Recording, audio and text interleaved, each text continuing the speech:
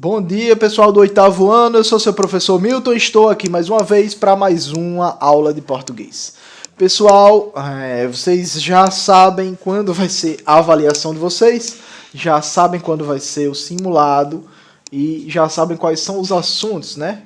Que são eles: adjuntado nominal, adjuntado adverbial, palavras homônimas e o gênero textual teatro, tá? Teatro como um gênero textual.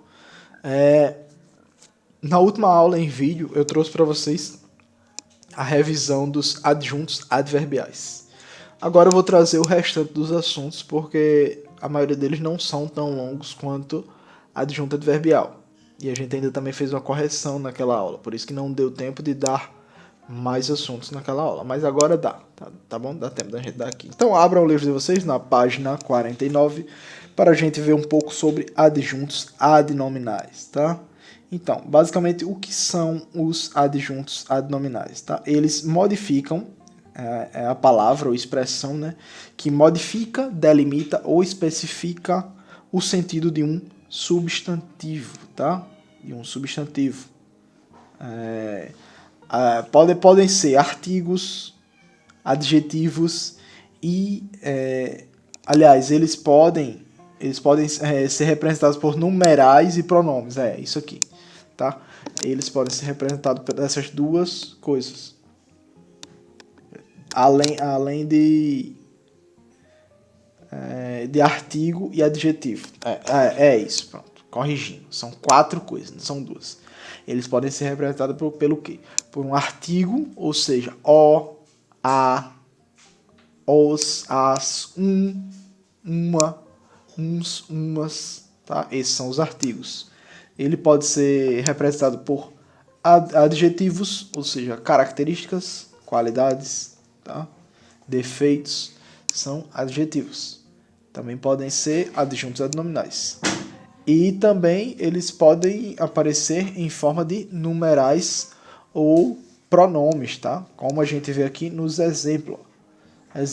Ela está usando 2 canetas. 2 é um numeral que traz o quê? Que traz o complemento, ou delimita, aliás, ela delimita o sentido de canetas.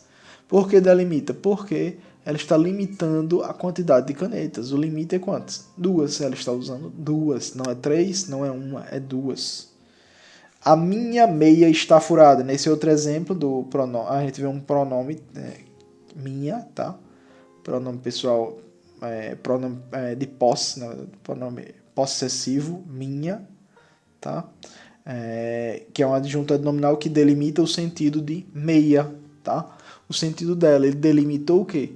Que aquela meia é minha, tá? Ela é da minha posse, está delimitada, só aquilo, tá?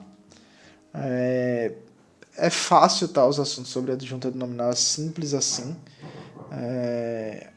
A gente não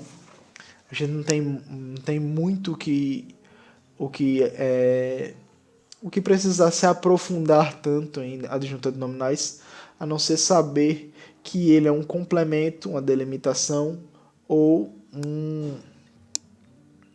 uma modificação para o substantivo, tá? Para o substantivo. Na prova vai cair questões como essa, para vocês identificarem se tal adjunto adnominal está correto, se aquele adjunto adnominal ou aquele outro, onde é que ele está na frase, para vocês conseguirem identificar eles. E o que vocês têm que prestar atenção, o que vocês têm que perceber é que eles vão estar sempre influenciando, eles sempre vão estar influenciando o substantivo. Lembram do que é substantivo? Substantivo são os nomes, aquilo que dá nome aos seres. A gente viu aqui, caneta é um substantivo, a gente viu meia é um substantivo, tá? Substantivos são as coisas, tá? Um teclado é substantivo. Mouse é um substantivo, livro é um substantivo, tá? Camisa é um substantivo, barba é um substantivo, tá? Meu nome, por exemplo, Milton, é um substantivo. Então, se o adjunto nominal ele está influenciando o meu nome, está influenciando qualquer uma dessas opções que eu dei para vocês, ele é um adjunto nominal. Tá? É assim que a gente percebe que ele é um adjunto adnominal. Além disso, tá, pessoal, vamos ver também sobre o gênero textual teatro, né? Vamos lá, abram aí o livro de vocês na página, voltem para a página 37, tá? Na página 36 a gente também tem outras coisas, estudem também, 34 aliás, estudem tudo que tiver de teatro no livro de vocês, que tudo pode cair, tá? Mas principalmente, tá? Como enfoque nesses diálogos, nesses blocos aqui, tá? Nesses quadradinhos. Na página 37, vocês veem ali, ó. A gente vê a descrição de rúbricas nessa parte aqui, tá? Que o que são? Rúbricas são aquelas partes que estão entre parênteses, tá? Se elas estão entre parênteses, que elas são o quê? São comentários, descrições que o autor do texto coloca em evidência, tá? Que ele indica o tom de voz, indica o figurino, o posicionamento, a hora de entrar, como está entrando, a ação, como está ocorrendo. É isso que é indicado pelas rúbricas, para que o ator que esteja lendo aquela rúbrica leia e já saiba como é que ele vai agir, o que é que vai acontecer ali, tá? Isso são as rúbricas. Além disso, o que é que a gente tem aqui também? A gente tem a descrição de monólogo, diálogo e a parte. Ó. O monólogo ele fala é a fala de um único personagem sem interlocutor. Sempre que algum personagem está falando sem ninguém está ouvindo a não ser a plateia, é o que? É um monólogo. Quando a gente tem um diálogo, é o quê? É uma conversa entre dois ou mais personagens, tá? Temos dois personagens conversando, temos três personagens conversando, são diálogos. A parte é a fala do personagem direcionada ao público, refletindo um pensamento ou comentário que convém esconder dos outros personagens, tá? Aquela parte do teatro, se vocês já viram uma peça de teatro, coisa do tipo, vocês vão ver que tem hora que o ator ele fica cochichando assim com a plateia, como se o resto das pessoas não estivessem escutando. E em algumas peças eles fingem que realmente não escutam, né? Que é aquela parte que é como se ele estivesse falando o pensamento dele. Então não tem como os outros estarem ouvindo. Em outras peças mais humorísticas, isso também é representado de uma forma... Alguém lá fica perguntando com quem é que você está falando, não sei o que, porque está cochichando aí, tá? E isso também é utilizado dessa forma, tá? Então, essa é uma parte que é bom a gente se ligar, tá? Monólogo, diálogo, a parte, rúbrica, estudem bem essas partes aqui. E a estrutura da peça, tá? Na página 39 ali a gente tem a estrutura da peça, que são o quê? Temos os atos, os quadros e as cenas, tá? Essas são as que normalmente são estruturadas, tá? Os atos são as partes maiores que correspondem a um ciclo completo de ações. Entre um ato e outro há um intervalo. Essas daqui são as partes grandes, que tem até um intervalo entre uma coisa e outra.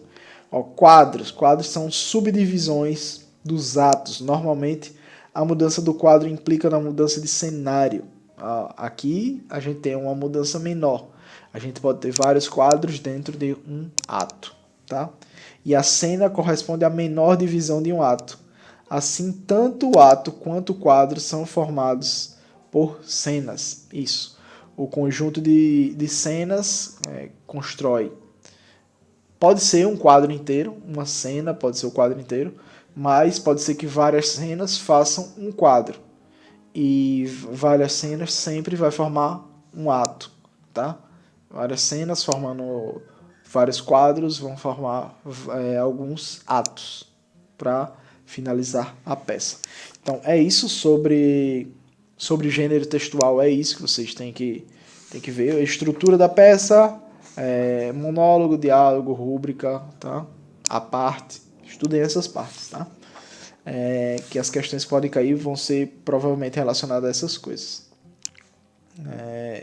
Agora, por último, a gente tem mais um assunto, né, pessoal? Vamos lá, vamos ver o último assunto, dar uma revisãozinha aqui para vocês sobre o último assunto que vocês vão ter, porque eu acredito que essa é a última revisão em vídeo que a gente vai ter até o simulado, até a prova, né? Eu acredito que vai ser, se não for, eu dou uma reforçada nesses assuntos, explico melhor ainda, mas por enquanto vamos lá. Então abram, passem para a página 52. Na página 52 a gente vai ver as palavras homônimas. O que são palavras homônimas? Homônimas, como o nome já diz, homo, mesma, e ônimas, que é nome, tá? Tem a ver com nome, então fica mesmo nome, mesma escrita, mesma grafia, mesma pronúncia, é mesmo alguma coisa relacionada a nome, sempre é relacionada a nome, tá? Dentro dos homônimos a gente tem 3 categorias, temos os homófonos, tá? Que são o quê? Eles apresentam a mesma pronúncia, só que tem uma escrita diferente, tá? Ou seja, fala do mesmo jeito, homo, mesmo, fono, fala, né? Som, mesmo som, e a escrita é diferente, tá? Eles escrevem de maneira diferente, como por exemplo, a gente tem acento, temos acento com 2 S e acento com S, temos mal com L e mal com U, a gente tem caçou com 2 S e caçou com C cedilha. A gente tem concerto com S, concerto com C cedilha, tá? Todos esses são exemplos de o quê? De homófonos, tá? De homófonos. Agora a gente também tem os homógrafos, é outra categoria dentro dos homônimos. A gente tem os homógrafos. Assim como os homônimos, os homógrafos, como os homófonos, os homógrafos, eles têm algo em comum, tá? O significado é outro, tá? Mas aqui eles apresentam a mesma forma de escrita, mas a pronúncia é diferente, tá? Ou seja, a semelhança com eles é exatamente a diferença. Eles têm enquanto um tem a escrita igual, o outro tem o som igual, tá? E todos eles têm o significado diferente. Os dois têm isso em comum. O significado é diferente. Então é só a gente perceber de grafia, tá?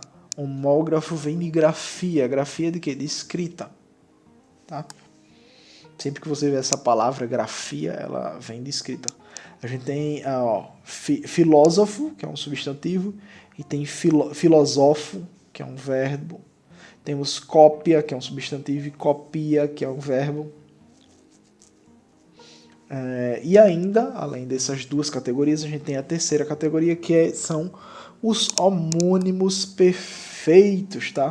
Homônimos perfeitos, que o quê? Que se escrevem da mesma forma, que se pronunciam da mesma forma, mas que têm significados diferentes. Quais são essas palavras? A gente tem como, por exemplo, verde. Verde, a gente tem tanto o estado de maturação da fruta, quanto a cor verde. Essa parede é verde, tá? A gente tem canto de cantar, e temos canto da parede. A gente tem manga da camisa e manga da fruta, tá? A gente tem tudo isso. Esses são os homônimos perfeitos, tá? Então, pessoal, é isso. A revisãozinha de hoje vai ficando por aqui. Muito obrigado pela atenção de vocês e estudem. Quero ver todo mundo tirando nota boa, hein? Vamos lá, pessoal. Valeu!